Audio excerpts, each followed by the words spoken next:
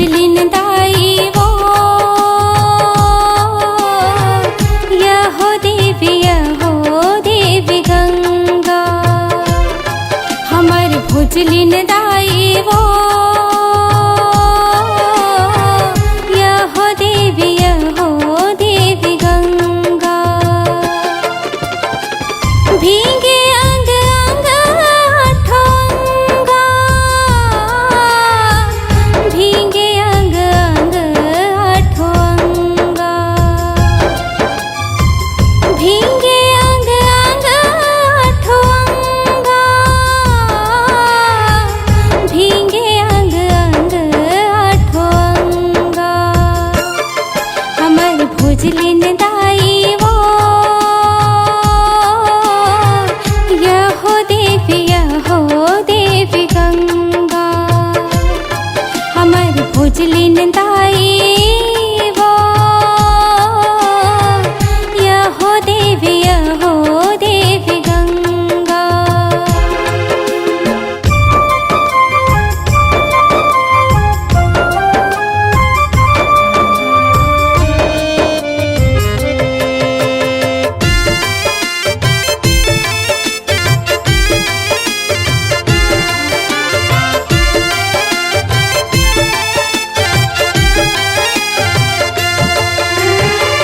सावन महीना सोखर झूमरत आए, गाँव भर के मन नारी भोजली सुनाए।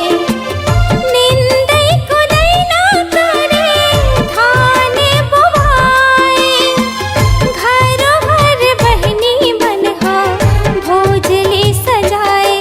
हमर भोजलिन दाई वो यहो देवी गंगा। हमर भोजलिन दाई वो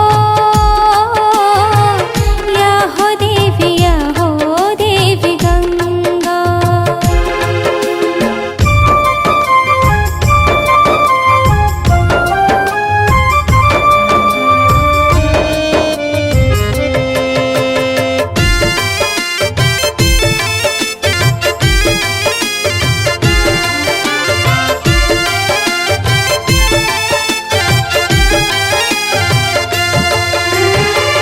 पानी गिरत है मन हरियर हरियर, होगी सिंगारी धरती फरियर उधर।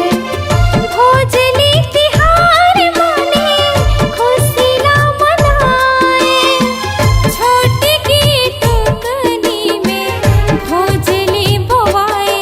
हमर भोजलिन दाई वो यहो देवी गंगा। हमर भोजलिन दाई वो यहो देवी गंगा।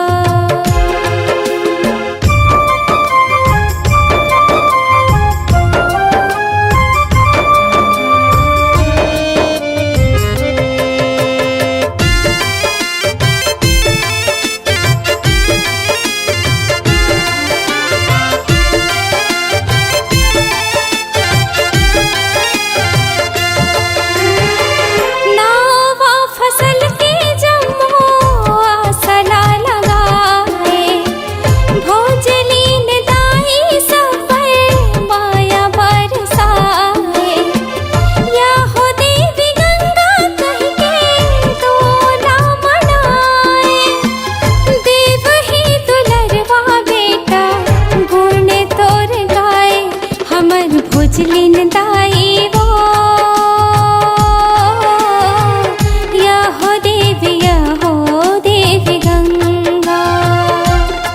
हमर भोजलिन दाई वो यहो देवी गंगा। भीगे अंग अंग आठोंगा, भीगे अंग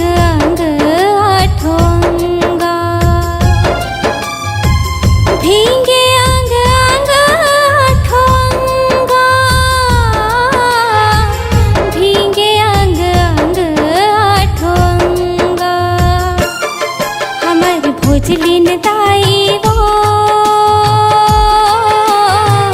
यहो देवी गंगा हमर भोजलिन